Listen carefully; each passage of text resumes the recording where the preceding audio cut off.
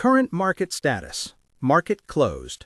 The last traded price for Beyond Meat, ticker symbol BYND, closed the session at approximately $0.86. This figure sits starkly below the psychological $1 threshold, a critical danger zone for any Nasdaq-listed entity, signaling intense pressure on the valuation and raising immediate questions about compliance and future listing status.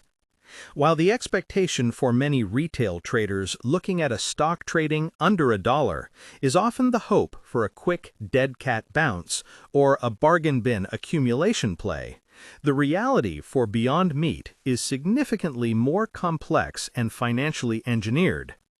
The surface-level narrative suggests a company struggling with fading consumer interest in plant-based meats, but the deeper reality, the one that requires us to look under the hood of their recent SEC filings, reveals a company in the midst of a high-stakes balance sheet restructuring that effectively mortgages its equity future to buy time against its debt past.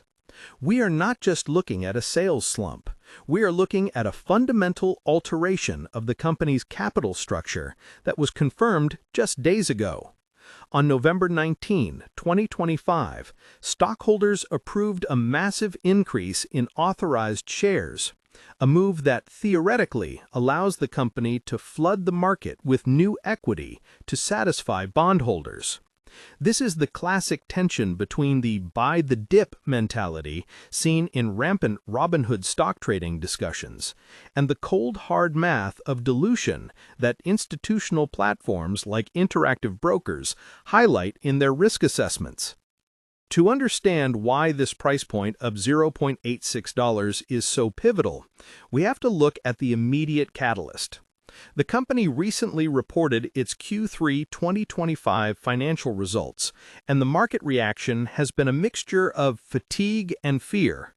Net revenues came in at $70.2 million, which is a decline of roughly 13.3% year-over-year. The expectation from the bulls was that the bleeding would stop, that the health halo of plant-based diets would reassert itself as inflation cooled.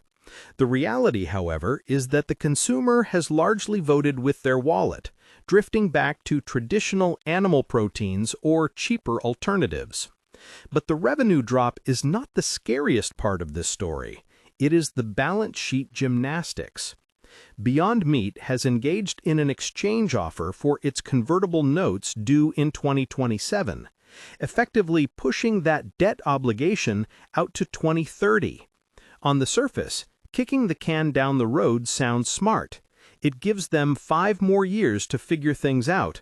But the cost of this time is what we call equity dilution. The terms of these new notes allow for interest to be paid in kind, meaning paid in more debt, or eventually settled in shares. This is why the vote to increase authorized shares was so critical. It creates a mechanism where the current shareholders own a smaller and smaller slice of the pie every time the company needs to pay its bills.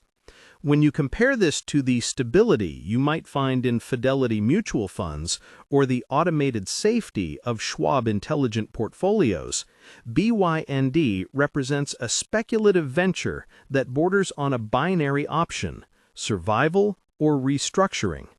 The price action we are seeing, intraday swings that can hit 5% or 6% without any news, is characteristic of a stock heavily dominated by short sellers and day traders rather than long-term investors utilizing Fidelity Wealth Management services. In fact, the short interest in Beyond Meat hovers around 40% of the float. This is an astronomical number. For context, most stable companies have short interest below 5%.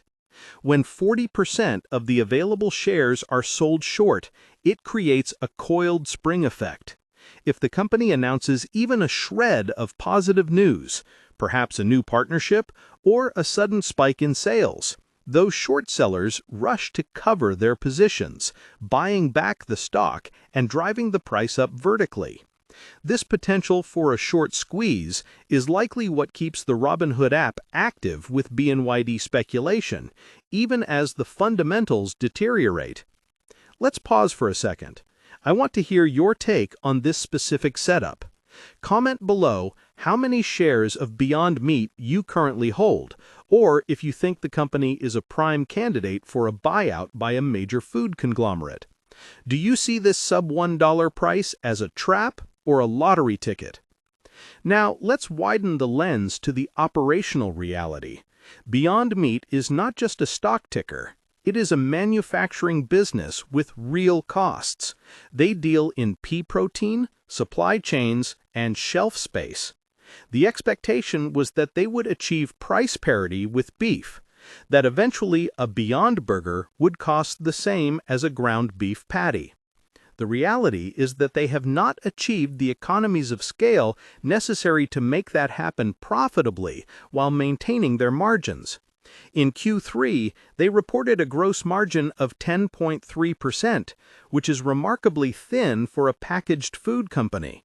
Compare this to the tech-like margins investors initially hoped for, akin to Nvidia stock in its early growth phase, and you see the disconnect. Food is a low-margin, high-volume game. If you don't have the volume, the fixed costs of those massive manufacturing plants eat you alive. This is why they have had to shutter production lines and reduce their workforce. It is a contraction story, not an expansion story that was sold during their IPO. Furthermore, the macro environment has been brutal. High interest rates have made debt expensive, which hurts unprofitable growth companies the most. While a user of SoFi Invest might be looking for growth stocks that pop, the high cost of capital acts like gravity on companies like Beyond Meat. They cannot simply borrow cheap money to fund marketing campaigns anymore. They have to survive on cash flow, and their cash flow is negative. They burned through significant cash in operations this year. This cash burn is the ticking clock. If they cannot turn cash flow positive before their reserves dry up, they have to raise money. And raising money when your stock is at $0.86 is painful. It means issuing millions and millions of shares to raise a relatively small amount of capital, further diluting the existing base. This is the death spiral risk that seasoned traders on Interactive Brokers trading platforms watch carefully for. Let's pause for a second. I want to hear your take on this specific setup. Comment below how many shares of Beyond Meat you currently hold, or if you think the company is a prime candidate for a buyout by a major food conglomerate. Do you see this sub-$1 price as a trap or a lottery ticket? Now, let's widen the lens to the operational reality. The product itself is also evolving. The criticism of plant-based meat has often centered on the ingredient list, processed oils, stabilizers, and sodium. The health narrative took a hit when nutritionists started pointing out that a processed plant burger isn't necessarily a salad. Beyond Meat has responded with the Beyond 4 platform, using avocado oil and reducing sodium. This is a direct response to the market's feedback. If this new formulation gains traction and brings back the health-conscious consumer who left the category, that's the fundamental catalyst that could drive revenue back up.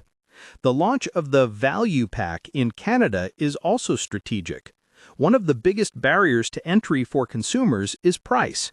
By offering bulk buying options, they are trying to compete closer to the price point of bulk ground beef. This is a volume play. They need to move units to cover their overhead. In the context of online investment trends, BYND serves as a potent case study in the danger of hype cycles. The stock traded at over $230 in 2019.